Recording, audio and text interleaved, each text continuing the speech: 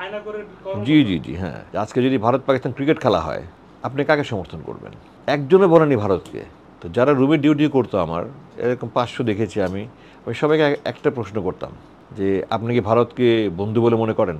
একজনও হ্যাঁ বলেনি। কিন্তু আমরা তো প্রতিনিয়ত দেখছি যে সেভেন সিস্টার সহ যে রাষ্ট্র মানে প্রদেশগুলো আছে তারাও স্বাধীনতা চাচ্ছে, আর খালিস্তান ডিরেক্টলি ঘোষণাও দিয়েছে যে যারা আক্রমণ করে তারা বেঁচে ফিরে না।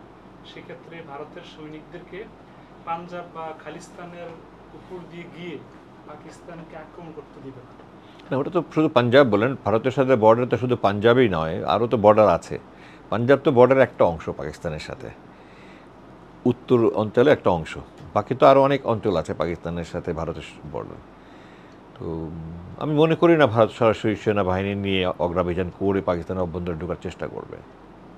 এটা আমার মূল্যায়নে বলে না। আচ্ছা, মানে যেটা বলেন যে মানে বিতর্কগত বিষয়গুলো যে হ্যাঁ, এটা তাদের নিজস্ব অভ্যন্তরীণ সমস্যাই তো তারা, ওগুলো নিয়ে ব্যস্ত থাকতে হবে তাদের। এবং যদি ভারত কোনো কিছু করে, অগ্রাভিযান করে, পাকিস্তানের অভ্যন্তরে ঢোকার চেষ্টা করে, তাহলে সমূহ সম্ভাবনা আছে যে তখন তাদের এই অভ্যন্তরীণ সমস্যাগুলো আরও মাথাচাড়া দিয়ে উঠবে। কারণ তারা তখন বুঝতে পারবে যে ভারত এখন অভ্যন্তরীণভাবে সামরিকভাবে কিছুটা দুর্বল আছে, কারণ তাদের ফোকাস তখন ওদিকে থাকবে। সেই হিসাবে স্বাভাবিকভাবে এই অঞ্চলে হয়তো সেনাবাহিনী কম থাকবে। এটা চিন্তা করে তারা হয়তো আবার তাদের স্বাধীনতার জন্য সশস্ত্র সংগ্রামের মাত্রা বৃদ্ধি করে দিতে পারে। এটার একটা সম্ভাবনা আছে। ওটা ভারত নিশ্চয়ই মূল্যায়ন করবে। ভারতে যারা সমর বিশারদ আছে, যারা স্ট্র্যাটেজিস্ট, যারা থিঙ্ক ট্যাঙ্কস আছে, তারা নিশ্চয়ই সরকারভাবে পরামর্শ দেবে, এবং সরকারের যারা সিদ্ধান্ত ডিসিশন মেকার যারা আছে সিদ্ধান্ত গ্রহণ করে, তারাও নিশ্চয়ই এগুলো চিন্তা না করে কোনো সিদ্ধান্ত নেবে না। আচ্ছা, এমনি যুদ্ধের প্রেক্ষিতে বাংলাদেশের প্রস্তুতি কি করণীয় আপনার কি মনে হয় একজন সামরিক বাহিনীর উচ্চতম আমরা তো এখানে আমরা সাইলেন্ট অবজারভার ছাড়া আমাদের অ্যাকচুয়ালি সামরিকভাবে কোনো কিছু করার কিছু নয় আমাদের এখানে। আমাদের সামরিকভাবে কোনো কিছু করার কিছু নয়, বাট এটা সরকারের পলিসির ব্যাপার একটা।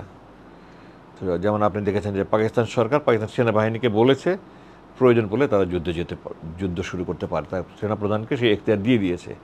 অলরেডি। হ্যাঁ, তো এটা আমাদের দেশেও কিন্তু সেনাপ্রধানকে প্রেসিডেন্ট হুকুম করতে হবে যুদ্ধ জড়াতে হলে। তো এটা আমি মনে করি না আমাদের সরকার এই ধরনের কোনো সিদ্ধান্ত দেবে আমরা কার পক্ষে যাব। আর আমাদের এখানে যুদ্ধ করার কিছু নেই, আমরা কেন যুদ্ধ করব? তারা যারা যুদ্ধ করবে এটা তাদের প্রবলেম। এবং সেটা হবে পশ্চিম রণাঙ্গনে, যেটা আমাদের থেকে অনেক দূরে, যদি মিসাইল আক্রমণ হয় তখন হয়তো পাকিস্তান এই ইস্টার্ন এলাকাতেও আক্রমণ করতে পারে। ওই সময় আমাদের যেহেতু সীমান্তবর্তী আছে ভারতের ভূমি, আমাদের ওই সময় একটা আশঙ্কা আছে যদি তারা লং রেঞ্জ মিসাইল আমাদের এই অঞ্চলে মারে।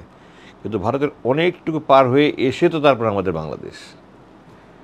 তো এত দূরে তারা মিসাইল মেরে মেইন টার্গেটগুলো তাদের এই অঞ্চলে নয়, আমাদের আশেপাশে নয়, তাদের মেইন কিন্তু তো আপনার অন্যান্য বড় বড় যে সমস্ত জায়গা আছে তাদের স্থাপনা ওগুলিতে করবে। তো মিসাইল মারলেও আমাদের এই অঞ্চলে মিসাইল আসবে বলে মনে করি না, এবং এই দেশে আমি আমার মূল্যায়নে আমাদের সেনাবাহিনীকে কোনো অবস্থায় সরকার কোনো রকম কোনো কিছু জড়িত হওয়ার জন্য হুকুম দিবে বলে মনে করি না। যদি যুদ্ধ বেড়ে যায় তাহলে রাষ্ট্র রক্ষা বা সার্বভৌমত্ব রক্ষা, সীমান্ত রক্ষা আমাদের জন্য কোনো হুমকির কিছু আছে বলে মনে করি না। যুদ্ধ বেড়ে গেল আমাদের জন্য কোনো কিছু না। আমাদের সেনাবাহিনী অত সতর্ক অবস্থায় থাকবে, সেনাবাহিনীকে অত সতর্ক অবস্থায় রাখা হবে যে এই সুযোগে যেন কোনো রকমের দুরভিসন্ধিমূলক কিছু করার তারা চেষ্টা না করে। কিন্তু আমাদের এটা সরাসরি আমাদের ক্ষতিগ্রস্ত করার কোনো যেহেতু আশঙ্কা নেই। যদি আমাদের সাথে বর্ডার থাকতো, যে বর্ডারে যুদ্ধ হওয়ার আশঙ্কা, ওই বর্ডার যদি আমাদের সাথে থাকতো, তাহলে হয়তো আমাদের সেনাবাহিনীর একটা প্রস্তুতি দরকার ছিল। এমনি আমাদের সেনাবাহিনী এটার জন্য আমি মনে করি না এই মুহূর্তে কিছু করণীয় আছে। পরিস্থিতি আরও পর্যবেক্ষণ করতে হবে। হয়তো এই সমস্ত তো যুদ্ধ পরিস্থিতি এমন একটা জিনিস আমরা ফ্লুইড বলি, মানে খুব অস্থিতিশীল, ক্ষণে ক্ষণে পরিবর্তন হয়। মানে এই মুহূর্তে আমি যেটা মূল্যায়ন করলাম, আগামীকালকে হয়তো পরিস্থিতি আরও অন্যরকম হতে পারে, তখন মূল্যায়ন ভিন্ন রকমভাবে করতে হবে। তো প্রতিনিয়তই চেঞ্জ করতে হয়, পরিবর্তন করতে হয়। আমেরিকাতে মার্ফিজ ল বলে একটা কথা আছে, ওখানে তারা বলে যে no plan survive the first contact intact. আপনি যত ভালোই প্ল্যান করেন না কেন, যখনই আপনার শত্রুর সাথে একটা প্রথম কন্ট্যাক্ট হবে, তারপর থেকে আপনার প্রতিনিয়ত আপনি প্ল্যান পরিবর্তন করতে হবে। পরিবর্তিত পরিস্থিতি পরিবর্তন। এখন আমি আজকে যেটা মূল্যায়ন করলাম পরিবর্তিত পরিস্থিতি, কালকে আমাকে অন্যরকমভাবে মূল্যায়ন করতে হতে পারে। এখন এই আগামী 24 ঘন্টায় কী পরিস্থিতি হয় এটার উপর নির্ভর করে। এখানে সামাজিক মাধ্যমের কয়েকটা বিষয় আপনাকে একটু অবগত করতে চাই যে অনেকে বলে যে ভারতে গিয়ে আমার বাবা যুদ্ধ শিখেছে তাই ভারতকে সমর্থন দিলাম, পাকিস্তানের একজন সৈন্য মারা গেলে তারা আবার হাহার করে, আবার ভারতে হামলা করলে একটা পক্ষ আবার বলে ঠিক হয়েছে, পাকিস্তানের পক্ষে কথা বলে, মানে বাংলাদেশিদের কথা বলছে আর কি, রাজনৈতিক যে প্রতিহিংসার কথাটা, এটাকে আপনি কিভাবে দেখেন, বা কাউকে সমর্থন দেওয়ার ব্যাপারটা যুদ্ধ বেঁধে গেলে?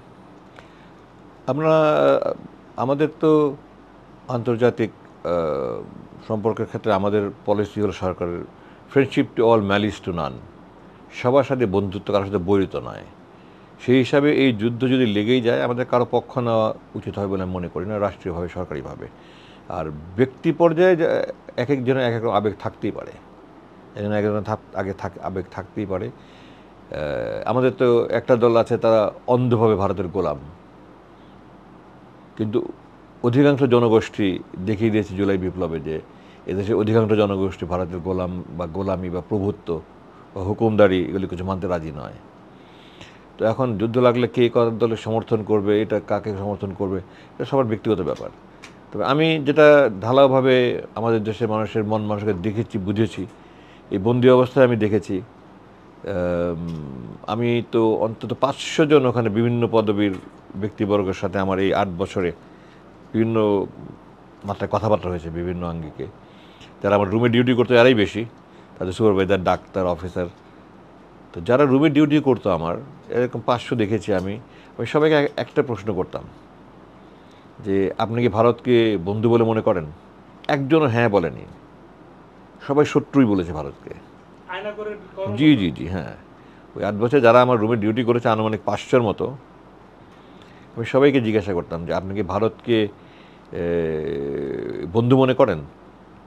একটা ব্যক্তিও বলে নেই হ্যাঁ, শতভাগ বলেছে না, এবং কয়েকজন তো খুব কঠোরভাবে বলেছে আর আমাদের আজীবন শত্রু।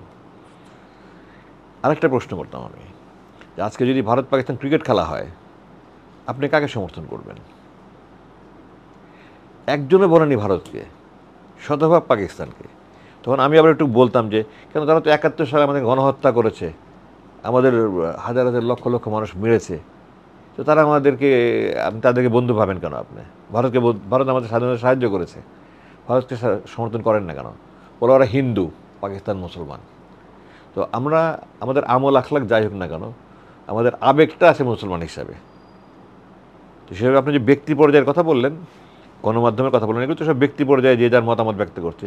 এখানে হয়তো আপনি অধিকাংশই দেখবেন যে পাকিস্তানের পক্ষ অবলম্বন করবে, যুদ্ধ যদি লেগে যায় পাকিস্তানকে মানে বাহবা দিবে, পাকিস্তানের কেউ ভারতকে আহত করলে বা নিহত করলে, ভারতের বিমান ভূপাতিত করলে, ভারতের ক্ষতিগ্রস্ত হলে তারা সাধুবাদ জানাবে। এটা আমি আমাদের দেশের সাধারণ পাবলিকের সেন্টিমেন্ট। এটা দেখেন প্যালেস্টাইনের জন্য মার্চ ফর গাজা, সারা দেশ অচল হয়ে গেল, ঢাকা শহর অচল হয়ে গেল। তো আমাদের আমল আখলাক যাকে হোক, মানুষ ইসলামের জন্য, মুসলমানদের জন্য মানুষের আবেগ আছে, সেটা থেকে যদি ব্যক্তি পর্যায়ে বলেন, ব্যক্তি পর্যায়ে হয়তো অধিকাংশ মানুষ পাকিস্তানকে সমর্থন করবে, পাকিস্তান জিতুক সেটাই চাইবে। আর রাষ্ট্রীয় পর্যায়ে আমি মনে করি না তারা কোনো পক্ষ অবলম্বন করবে, এবং কূটনৈতিক দৃষ্টিকোণ থেকে সেটা করাও সঠিক হবে না।